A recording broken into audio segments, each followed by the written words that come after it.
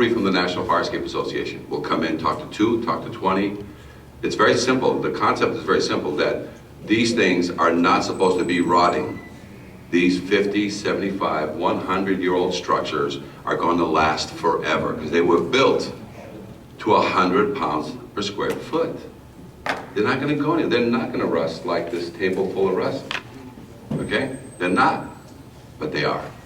So very soon, it's not a matter of if, it's a matter of when the next victim is going to fall. So let's go on to the next story. You guys got three codes that we work on. International Fire Code. So 50 states have adopted the International Fire Code, which means 40 of them are now running on the International Fire Code. 10 states, like Massachusetts, pulled it back in, said, no, we got this.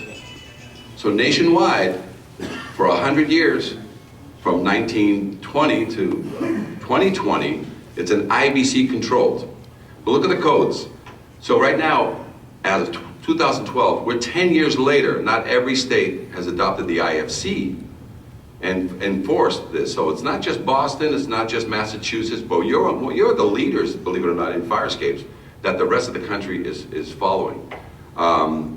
So the International Fire Code says it's testing and certification. Any fire escape found in a state of deterioration must be examined and tested. The NFPA says it the best, and we hit right here in Quincy. This has been a code since 1927, but relies on the owner.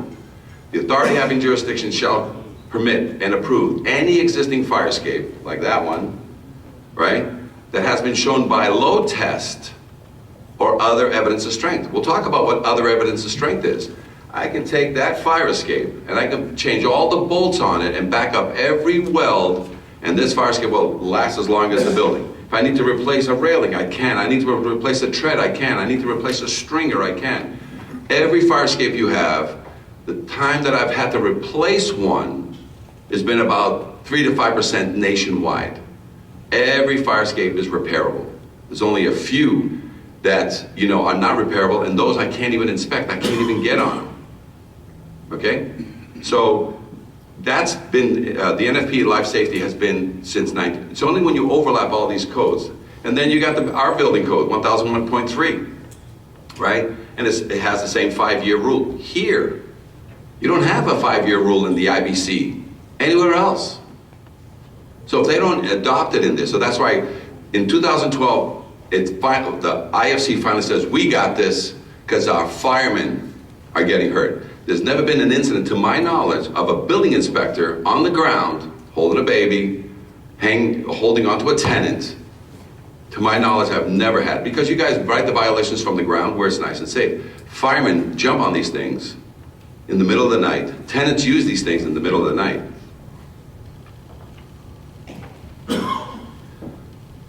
This is another code that you can use. You guys issue permits all the time. OSHA, which belongs to the workers, they have rules that they have to follow. And it's very clear. During repairs, this is 1910.37.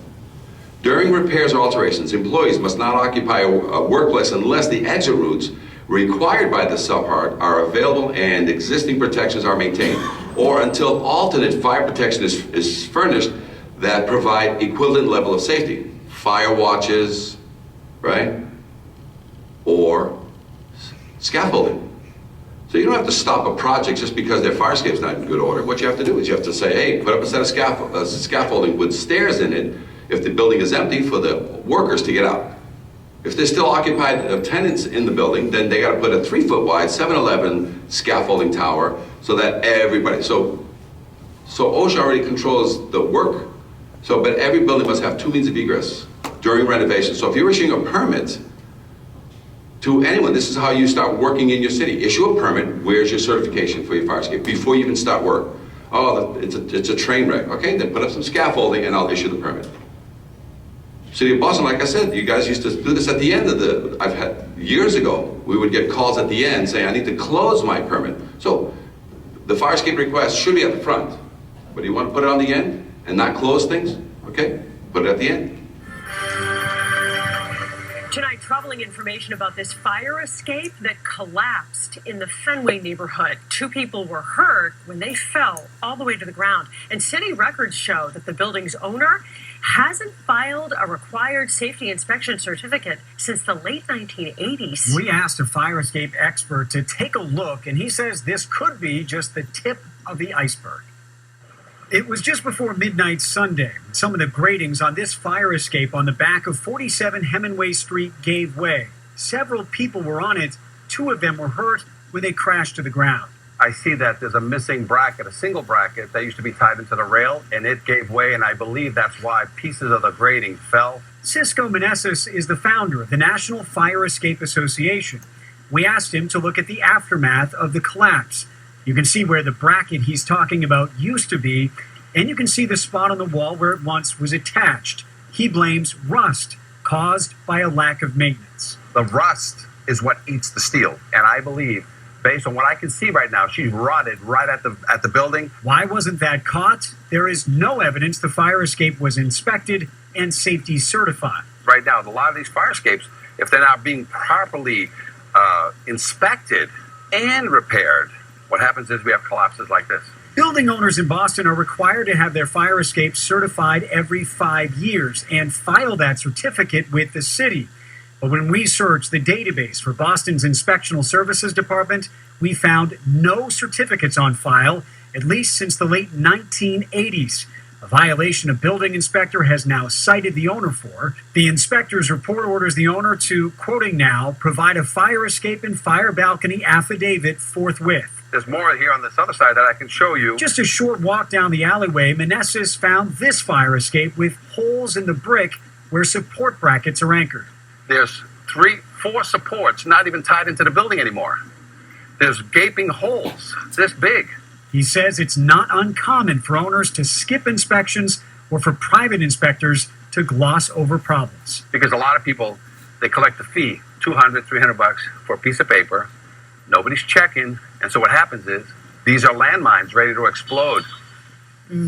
We tried to contact the owner of the building where this fire escape collapsed to see if he wanted to comment, but 2 voicemails and an email have gone unanswered, and it sounds like this problem is a bit more widespread than we would all like to think. We will keep talking about it. Well, we have much more still ahead. News at 6. All right. First of all, let's just make it very clear. When you fabricate this fire escape, for 98% of all the fire escapes in the country, old and new, are built with bolts and or rivets in the past. None of them were welded. And why is that? This is the any 2 pieces of steel together. And this is going to be my bolt between the 2. When it gets hot, it wants to do this. When it gets cold, it wants to do this. When the ground shakes, it wants to do this. This is a fire escape that people weld, and welded by certified. So 2% of the newest fire escapes being built are welded and galvanized so that water never gets into the galvanized connection. This is a welded fire escape, and it does this when it gets hot, and it does this when it gets cold, and it does this when there's a little bit of rocking and rolling, because buildings move. So what happens is they snap. You want to see evidence of that? I took this from this school, and I'll talk a little louder. This is a 4-foot wide fire escape. Kindergarten kids came down this. This is a private school in Cambridge. Kids came down here every day for recess, twice a day, on this rusty fire escape. That's how we found it. With a lead paint on it, there was no paint left on it, and who do you think maybe replaced that fire escape? Was it a fireman that came in and wrote a violation? Nope. Was it a building inspector in the city of Cambridge that came in and wrote the violation? Nope. It was the janitor that said, dude, I don't think this is safe, convinced the principal to replace it with this fire escape. Not coming down because kids were banging their head on this thing. The park is, the whole yard is there at recess. And we put it off to the side so that they basically exit here now and then go and play accordingly, right? So Rusty here, I have to save it. Rusty was buried in asphalt. So come here after when we take a break, come here and look at it.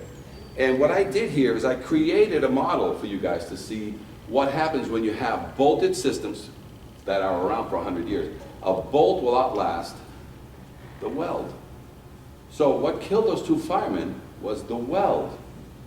Whether the fire escape was certified or not, it did not kill them unless the bolt gives way and drop those fire. They didn't drop welding. You're not allowed to weld a fire escape. And most guys, and I have examples, that's why I kept this piece. I have examples here that when they have a lot of rust in the tread, they grab a piece of 1/4-inch rod or 3/8 rod, drop it in there, and then bridge weld. Bridge where you have good steel, bridge where you have some other good steel, and that's what they do. So this is what I found, and this is what you get to see.